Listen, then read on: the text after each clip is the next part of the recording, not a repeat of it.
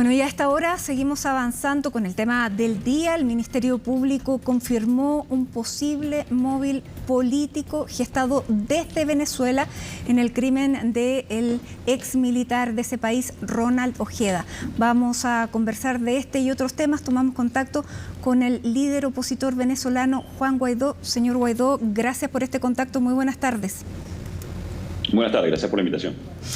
Señor Guaidó, ¿cuál es la reacción que ha tenido Venezuela en el exilio y cuánto ha sabido Venezuela de lo que se está informando hoy aquí en Chile? Mira, desde el primer momento que vimos la desaparición del teniente Ojeda, su posterior asesinato fue de conmoción. Hoy, a diferencia de lo que sucede en Venezuela, vemos cómo la institucionalidad avanza, cómo hace señalamientos, cómo investiga, cómo solicita recursos, cosa que para nosotros es muy importante. La búsqueda de justicia que ha sido denegada en Venezuela. Por otro lado, por supuesto, preocupados. Ahora, ¿en Venezuela se conoce esta noticia libremente, ampliamente o no? Mira, a través de las redes sociales. Como tú sabes, la censura en Venezuela es la regla. No hay medios de comunicación libres, lamentablemente. CNN no se ve en Venezuela porque la sacaron de la posibilidad de ser vista precisamente por censura. Un ejemplo claro, mientras estamos hablando aquí en Venezuela no se puede. Así que antes las nos redes veían, sociales ahora han no. amplificado el mensaje. Exactamente. Y una vez conocido ya oficialmente cuál es la línea de investigación del Ministerio Público chileno, ¿usted tiene alguna sospecha de quién podría haber organizado este crimen del teniente Ojeda en Venezuela? Mira, creo que no podemos descartar directamente el régimen de Maduro. Lamentablemente, y por duro que parezca, no pretendo sonar exagerado, todo lo contrario. En las primeras de cambio se habló del crimen organizado, en las primeras de cambio se habló de la vinculación del teniente Ojeda y todo apuntado a que pudiera ser político. Dirección General de Contrainteligencia Militar, por ejemplo, habría que estar muy pendientes, que han sido perpetradores de crímenes de lesa humanidad en el caso de Venezuela. Lo novedoso de esto, cómo usan a crimen organizado para tercerizar represión o persecución. Lo habían hecho en el pasado en Venezuela, con grupos como colectivos, le llamaron. Eran básicamente paramilitares urbanos armados por el régimen. Esto sería una réplica transnacional de persecución, por lo cual, insisto, no podemos descartar la vinculación directa del régimen de Maduro. Ahora, hay una organización que toma al crimen organizado para ejecutar este crimen, es el crimen del teniente Ojeda. Hay personas que viajan constantemente entre Chile y Venezuela. Uno de ellos está sindicado por el Ministerio Público de ser el autor material de este asesinato, Walter Rodríguez. ¿Cuál es la posibilidad que ve usted de que efectivamente la justicia venezolana, el Ministerio Público, pueda responder a la petición del gobierno chileno de entregar información y de ayudar a la captura de las dos personas que están, digamos, sindicadas por Chile como posibles autores materiales? Mire, lo complejo del relacionamiento con la, entre comillas, fiscalía venezolana es que debemos entender que está cooptada por el régimen de Maduro, que básicamente es una decisión política para ellos. No va a tener que ver con la justicia, no va a tener que ver con una investigación, va a tener que ver con una decisión política también de Miraflores. Y este ejemplo pudiera parecer de nuevo exagerado, pero es como pedirle a Pablo Escobar que te dé la ubicación de algunos de sus empleados. Hoy Maduro se parece más a una corporación criminal, incluso que a un Estado o, por supuesto, mucho menos un gobierno. Así que debe discriminar muy bien la institucionalidad chilena, cómo vincularse entonces con un régimen en el que no hay separación de poderes, en el que no hay independencia en el ejercicio de la justicia, y tomar muy bien entonces la información, porque puede ser peligroso incluso para la estabilidad chilena. Desde esa perspectiva, la ministra del Interior y también el presidente solicitaron la ayuda, pero también la ministra del Interior fue bastante cautelosa y bastante digamos, poco optimista, más bien pesimista, frente a esta petición, porque ya lo que decía era que en 4 veces anteriores de crímenes parecidos que se ha solicitado información a Venezuela, no se ha obtenido respuesta, pese a que la Fiscalía chilena señala que hay contactos entre las dos fiscalías, pero más bien en cuanto a delitos menores. Pero la línea que tiene que seguir un gobierno no puede saltarse la institucionalidad. ¿Qué le queda a su juicio a Chile en este caso? Mira, es un reto gigante, porque de nuevo, la contraparte del gobierno chileno es una dictadura que está señalada por crímenes de lesa humanidad, que señala precisamente, por ejemplo, a Tarek William Saab, que está designado como fiscal de Maduro, que señala a Maduro, inclusive. Entonces el reto se multiplica cuando tu contraparte forma parte de la estructura criminal, o peor aún, son los que amparan en el caso de Venezuela, como lo han hecho en el pasado con la disidencia de la FARC, con el ELN, o incluso han sido promotores de bandas como el Tren de Aragua. El origen del Tren de Aragua tiene que ver con las denominadas zonas de paz en Venezuela, que básicamente eran zonas de distensión en nuestro país que el régimen entregó a grupos armados por no tener control sobre el territorio y tratar de controlar, entre comillas, la criminalidad, que dio origen a estas megabandas que luego controló el narcotráfico, que se vinculó a su vez con el denominado Cartel de los Soles, que tiene vínculos con el Estado de Venezuela. Entonces, de nuevo, es muy compleja la situación y es parte... Bueno, Tren de Aragua, que además el canciller venezolano Iván Gil dice que no existe. Como antes negaron la migración, por ejemplo, como han negado la emergencia humanitaria compleja, como han negado la persecución política. Evidentemente, los perpetradores del crimen obviamente no van a reconocer su delito por lo que insisto, y esto quiero ser muy enfático en esto. El reto que tiene el gobierno chileno y la institucionalidad chilena, en la que, por cierto, hoy confiamos los venezolanos, es como vincularse a una dictadura que no tiene buena fe y que ya está demostrando sus vínculos con la criminalidad. Ahora, señor Guaidó, es difícil porque no es un país cualquiera. Hay 700.000 venezolanos viviendo hoy en Chile que necesitan viajar a Venezuela, que necesitan renovar sus pasaportes, sus cédulas de identidad, que necesitan enviar dinero. Por lo tanto,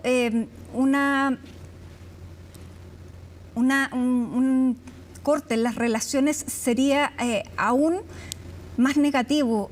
¿Usted es partidario de que Chile sea más drástico y rompa relaciones?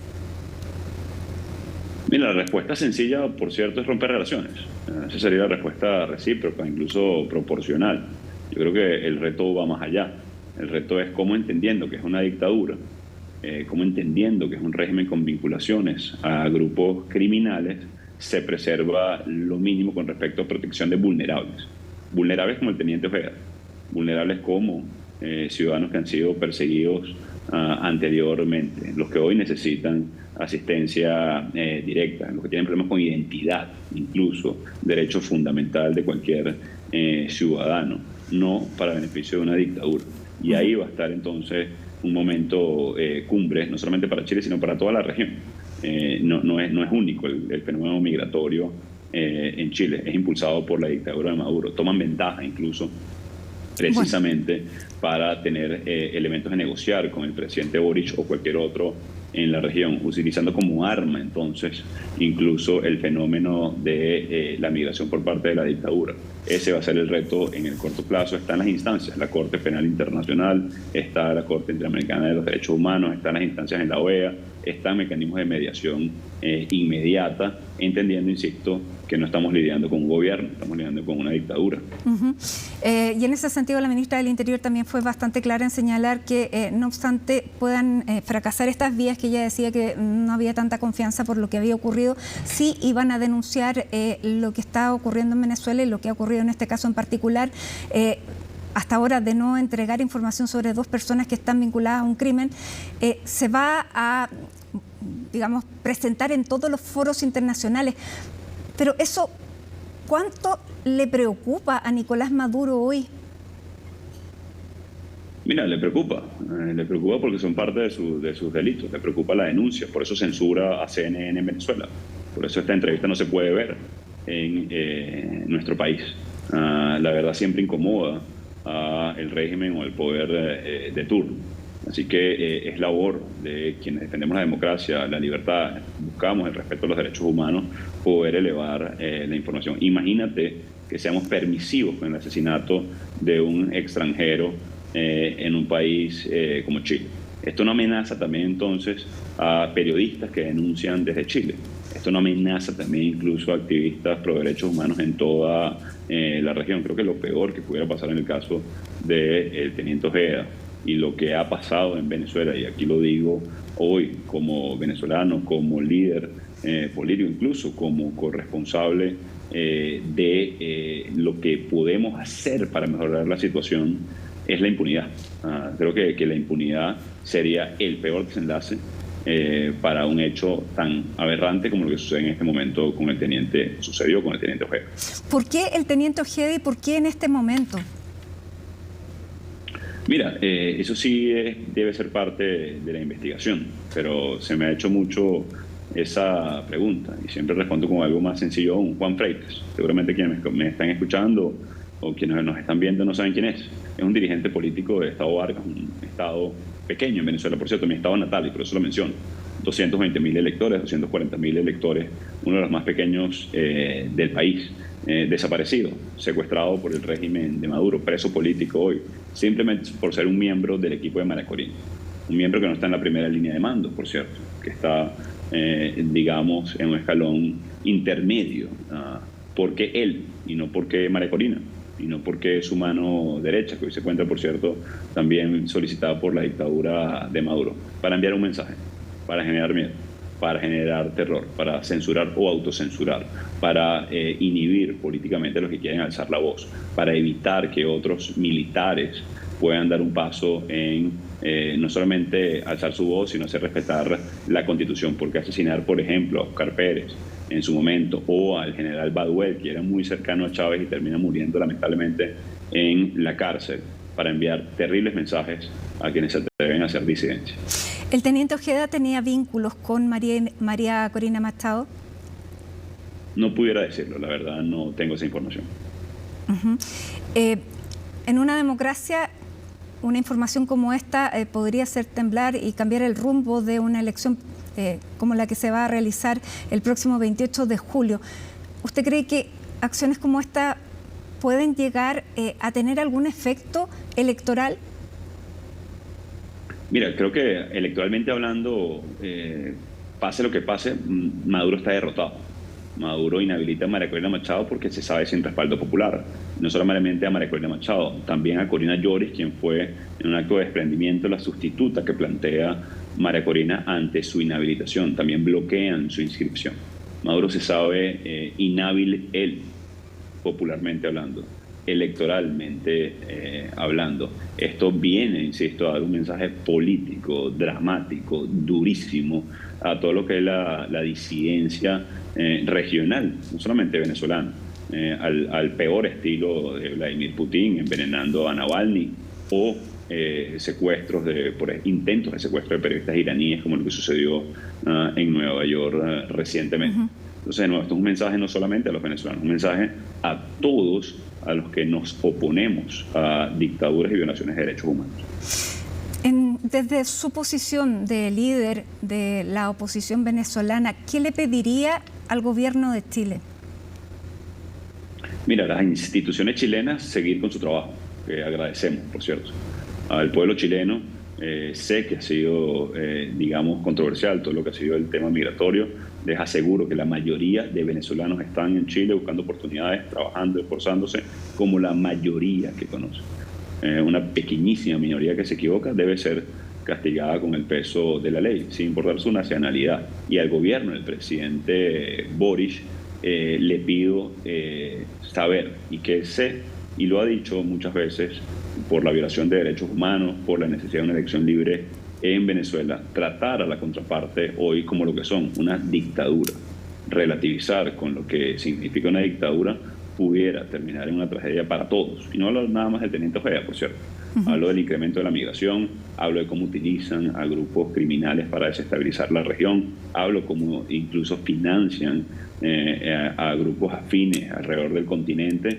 Así que la petición es sencilla, tratarlos como lo que son, una dictadura, y hacer voces para que se cumpla con la institucionalidad y lograr una elección libre en Venezuela. Bueno, para terminar, ¿usted teme que después de las elecciones, el próximo 28 de julio, aumente la migración venezolana? Mira, mientras Maduro continúe en el poder, mientras Maduro tenga un día más ahí, no solamente la migración, vamos a ver cómo se fomenta el crimen organizado, cómo el narcotráfico toma posición en la región, cómo utiliza este tipo de regímenes, no solamente Maduro, Ortega, Díaz-Canel, y la influencia rusa e iraní en la región, esto como palanca de negociación en el continente. Entonces sí es una gran preocupación que la vigencia de Maduro secuestrando el poder obviamente ahonde en la emergencia humanitaria compleja, en la ausencia de derechos, en la ausencia de servicios básicos en Venezuela, que impulse a más venezolanos a lamentablemente tener que huir de Venezuela. Bien. Juan Guaidó, líder de la oposición venezolana, expresidente encargado, muchísimas gracias por este contacto, esta conversación con CNN Chile, y gracias nuevamente por estar con nosotros. Muchas gracias, saludos.